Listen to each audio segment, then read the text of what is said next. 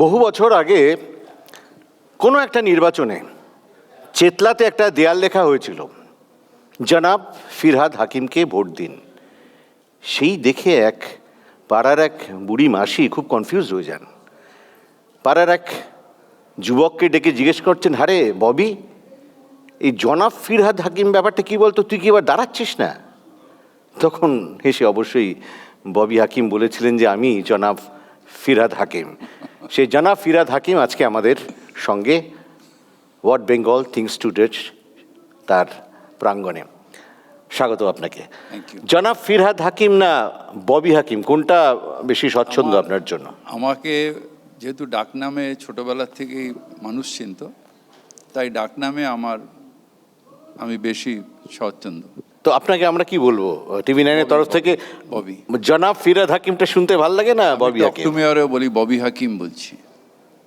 তাহলে ববিদা বলে সম্বোধন করা যেতে পারে। নিশ্চয়ই। কিছুই না, আপনি একজন পোড় খাওয়া রাজনীতিবিদ, আপনাকে তো অত বিস্তৃত প্রশ্ন মালা নিয়ে বসার ব্যাপার নেই। তবে যেহেতু নির্বাচনটা একদম সামনে দোরগড়ায়, আর আপনি একজন হেভিওয়েট প্রার্থী কাম লিডার, তো এবারে নির্বাচনটা কি খুব হেভি লাগছে মাথার ওপরে? দেখুন, সত্যি বলতে কি, নির্বাচনটা খুব হেভি হতো যদি ওরা রাজনৈতিকভাবে লড়াই করার চেষ্টা করত। যেহেতু রাজনৈতিকভাবে লড়াই করতে পারবে না জেনে নিয়েছিল, তাই এসআইআর করে মানুষকে হ্যারাস করে এখন এমন একটা জায়গায় দাঁড়িয়েছে বিজেপি যে এখন প্রায় নির্বাচন তার হাতের বাইরে চলে গেছে। তাই না রাজনৈতিক লড়াই করতে পারলো, না অভিসন্ধির লড়াই করতে পারলো। দুটো লড়াইয়ে বিজেপি ফেল করে গেছে। না, অভিসন্ধির লড়াই বলছেন বটে, কিন্তু আপনাদের অভিযোগ অনুযায়ী এই এসআইআর-এর এন্টার প্রক্রিয়া দুম করে এসআইআর করে, যেটা আপনারা প্রায় বলে থাকেন, কেন আগে থেকে করা হলো না, এত বড় লম্বা প্রসেস, এটাও তো একটা রাজনৈতিক খেলা। সক্রিয় রাজনীতিতে ছিলাম 2002-এও, তখন এসআইআর হয়েছিল। তখন এসআইআর 2 বছর ধরে হয়েছিল। আমার বাড়িতে বিএলও এলো, এসে বলল যে আমি এই লিস্টে অনুযায়ী মানুষগুলোকে দেখতে চাই। দাঁড়িয়ে আমাকে বললো, আপনি কি পাস, আপনার হায়ার সেকেন্ডারি তো আমাদের সময় মাধ্যমিক ছিল না, হায়ার সেকেন্ডারি ছিল, লাস্ট ব্যাচ আমি। হায়ার সেকেন্ডারি আপনার অ্যাডমিট কার্ডটা দেখান। আমি বার করে দেখালাম, নোট করে নিল, করে নিয়ে বাড়ি টু বাড়ি হতো। তখন মাস্টারমশাইরাই করতেন বিএলওর কাজ। রোজ সকালে 10টা বাড়ি করে তারপর ওনারা স্কুলে চলে যেতেন, আবার 10টা বাড়ি করতেন। এটা ছিল প্রসেস অফ এসআইআর। এখনকার মতন যেটা, যে সব ব্যাপারে মানুষকে নোটবন্দিতে লাইন করাও, আধার কার্ডের জন্য লাইন করো, এসআইআরের জন্য লাইন করো, মানুষের রোজগার দিতে পারছো না, যারা ডেলি ওয়েজেসের লেবার, তাদের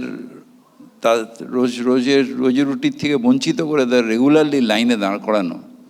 আমি ভারতীয় সেটা প্রমাণ করার জন্য আমাকে লাইনে দাঁড় করানো, এটা শুধু হ্যারাসমেন্ট নয়, এটা অপমান।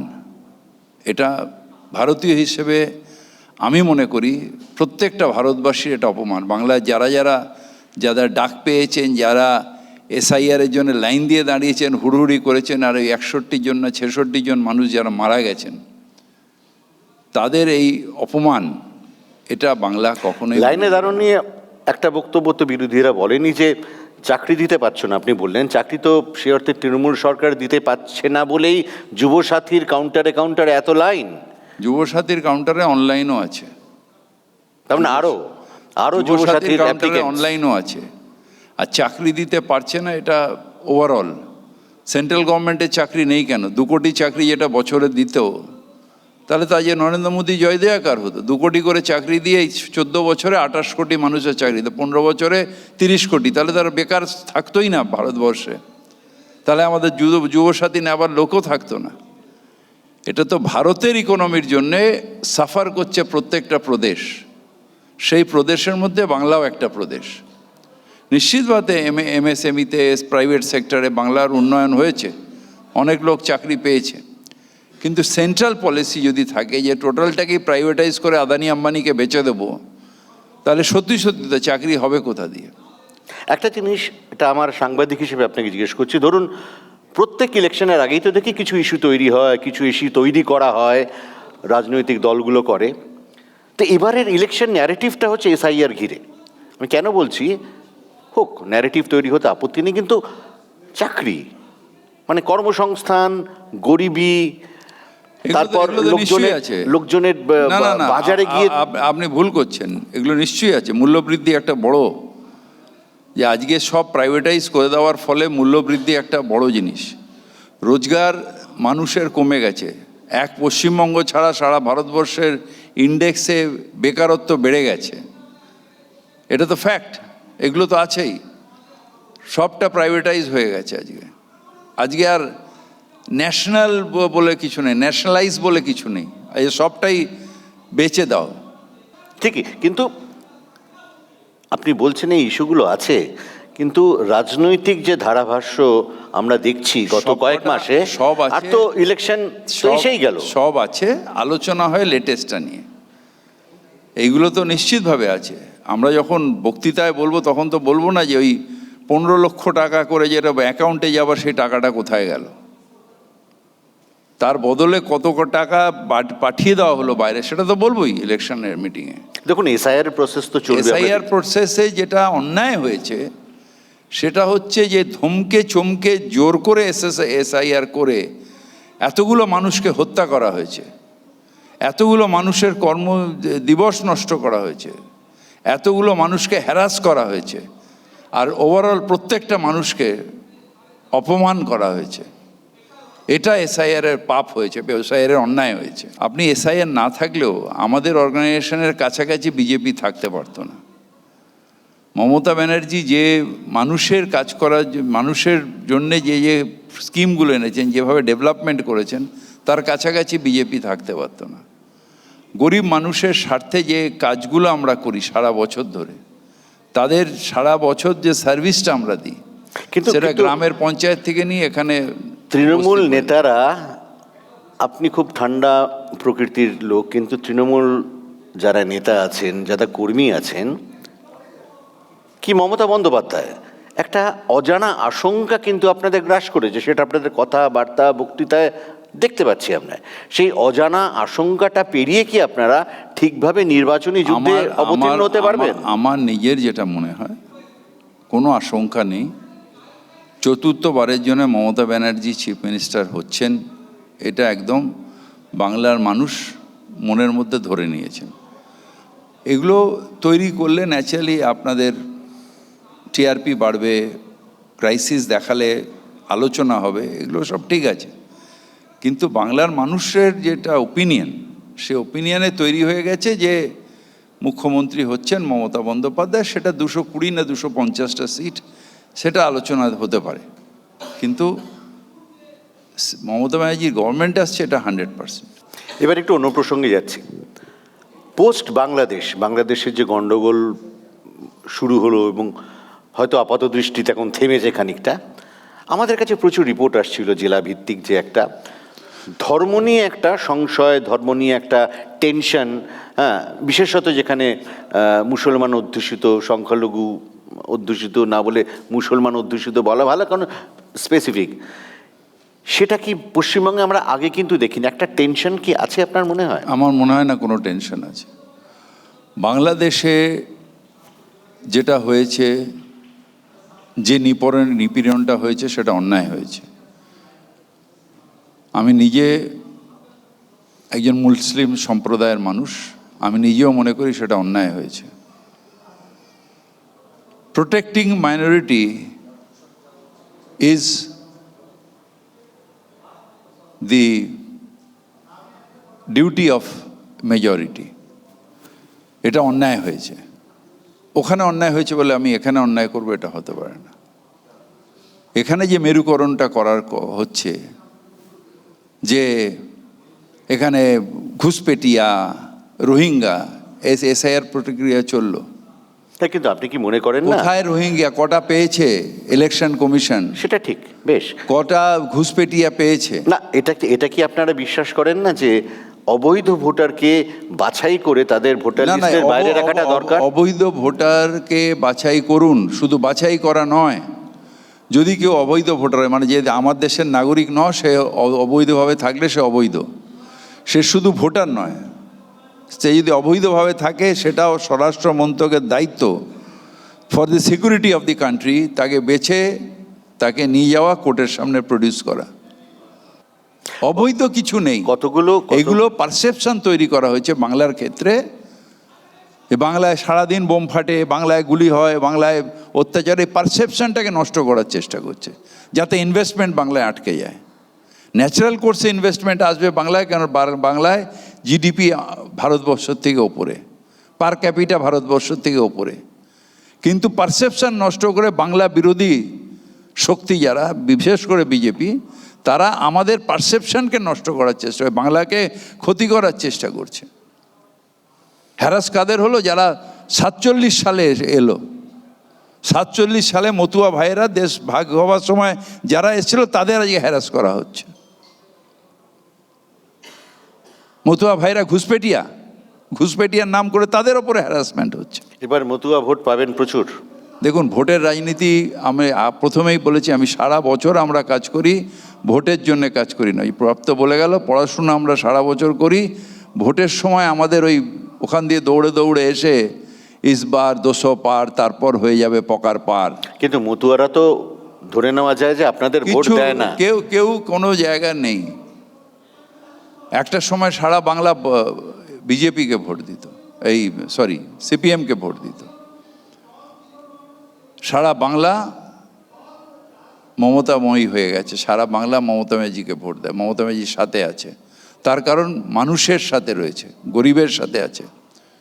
সোশ্যালিজমকে সত্যিকারের যদি কেউ নিয়ে এসে থাকে, তার নাম মমতা ব্যানার্জি। মুসলমান যারা আছেন সর্বস্তরে, তারা তো একটা শুধু মুসলমান, একটা সেকশন, আমি বলছি একটা সেকশন, আমি বলছি শুধু মুসলমান নয়, আদিবাসী যারা 34 বছর ধরে উপেক্ষিত ছিল, বঞ্চিত ছিল, যারা আমলসালে পিঁপড়ে সেদ্ধ করে খেত, গাছের শেকড় সেদ্ধ করে খেত, সেই মানুষটাও অধিকার পেয়েছে, সেই মানুষটাও উন্নয়নের পথ দেখেছে।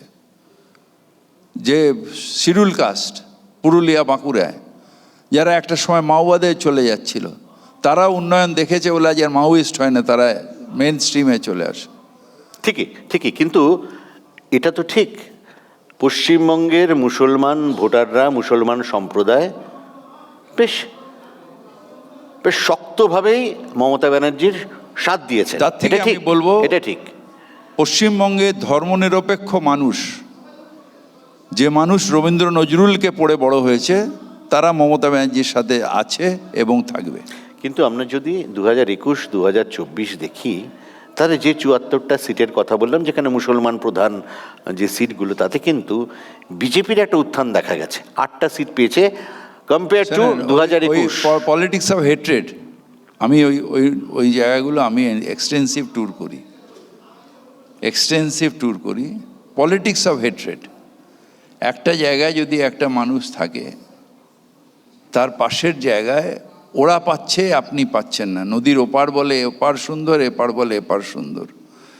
এটা হলো পলিটিক্স অফ হেট্রেড। ওদের দিকে তাকিয়ে আপনার মধ্যে বিদ্বেষ ছড়াচ্ছে। সেই কাজটা কিছু কিছু জায়গায় বিজেপি সাকসেসফুলি পেয়েছে, প্রায় কয়েকটা সিট পেয়েছে। নাহলে সিপিএমের মতন বিজেপিরও 0 হয়ে যেত। ধরুন আমি বলছি মুর্শিদাবাদ, আপনি বহুদিন একদম চষে বেরিয়েছেন। মুর্শিদাবাদ আপনি চেনেন হাতের তালুর মতন। মুর্শিদাবাদে কিন্তু গতবার 22টা সিটের মধ্যে 20টা সিট তৃণমূলের ঝুলিতে গেছিল। এবারে নাকি একটা বিশাল প্রশ্নবোধক চিহ্ন দাঁড়িয়েছে মুর্শিদাবাদের সিট পাওয়া নিয়ে। কেন? মুসলমান যে ভোটের যে অংশ, তাতে নাকি একটা বিভাজনের একটা ইঙ্গিত দেখা যায়। 20টা সিটে 20টা সিট তৃণমূল কংগ্রেস পাবে। 20টা সিটই তৃণমূল কংগ্রেস পাবে। একটা জিনিস মনে রাখবেন, ধর্মনিরপেক্ষতাই ভারতবর্ষের শেষে থাকবে। ধর্ম অন্ধতা ভারতবর্ষকে গ্রাস করতে পারবে না। মালদাতে কিন্তু মুসলমান প্রধান জেলা হওয়া সত্ত্বেও তৃণমূলের অবস্থা খারাপ। ওখানে কংগ্রেসের উত্থান দেখা যাচ্ছে। ওখানে দু একটা জায়গায় আমাদের নিজেদের যে ক্যান্ডিডেট ছিল, তার গাফিলতির জন্য এই জায়গাগুলো একটু মানুষের মধ্যে রাগ আছে। আমি যাচ্ছি, আস্তে আস্তে কিন্তু সে- মালদা মুর্শিদাবাদে আপনি ঢুকবেন কি করে? মুর্শিদাবাদে তো হুমায়ুন কবির বলে রেখেছেন ববি হাকিমকে ঢুকতে দেবো না। এই ছাড়েন না, কে কে কে এইগুলো বেকারের কথাবার্তা, এই গরম গরম কথা এক সময় তো বলে আপনার সাথে খুবই ভালো সখ্যতা ছিল, এখন আমার সাথে সবার সখ্যতা আছে, ছিল, কিছু ব্যাপার নয়। এখন দু একটা শুনুন, মুর্শিদাবাদে সেই সময়ও মির্জাফর ছিল, আজকেও মির্জাফর আছে, কিন্তু মানুষ গণতন্ত্রপ্রেমী, মানুষ ধর্মনিরপেক্ষতাকে ভালোবাসে, মানুষ উন্নয়ন দেখে, মানুষ যে গরিব মানুষের যে স্বনির্ভরতা সেটা দেখে। মানুষ ওই ফেকো ধর্মীয় আবেগ দেখে না। ঠিক আছে, এবার আমরা অনুষ্ঠানের একদম শেষ পর্যায়ে চলে এসেছি। ববি হাকিম ধরে নিচ্ছেন যে বিপুল সিট নিয়ে তৃণমূল ক্ষমতায় আসবে। তো বিপুল সিট নিয়ে তৃণমূল ক্ষমতায় আসার পরে যদি আসেন, তাহলে পশ্চিমবঙ্গবাসীর জন্য আপনাদের কি উপহার থাকছে? এটা তো নিশ্চিতভাবে মমতা ব্যানার্জি চিন্তাভাবনা করেছেন, এবং আমাদেরই এখন যেটা আছে সেটা হচ্ছে, আমাদের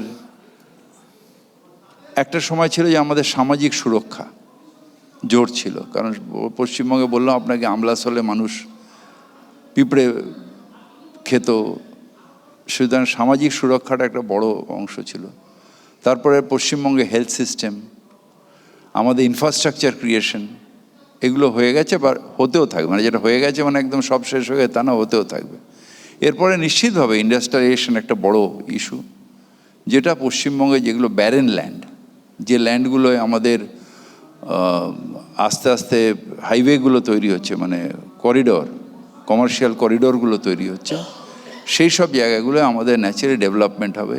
বাঁকুড়া, পুরুলিয়া, এসব জায়গায় যেখানে প্রান্তিক জায়গা, যেখানে একটা সময় মাওয়িস্ট করে সেখানে মানুষ যেতে ভয় পেত, সেই জায়গাগুলো এখন শান্তি নীড় হয়ে গেছে। সেই জায়গায় যদি ব্যারেন থাকে, সেখানে নিশ্চিতভাবে ইন্ডাস্ট্রিয়ালাইজেশন করলে, এবং এখন আমাদের কাছে সারপ্লাস পাওয়ারও আছে, সুতরাং এটা একটা ভালো সময় যেখানে everyone should rush to West Bengal, এবং আসছে এবং আসবেও। যাক, পশ্চিমবঙ্গ সরকারের একটা মোটামুটি রোড ম্যাপ জানা গেল আপনার কাছ থেকে। ধন্যবাদ আপনাকে আমাদের সময় দেওয়ার জন্য। Thank you.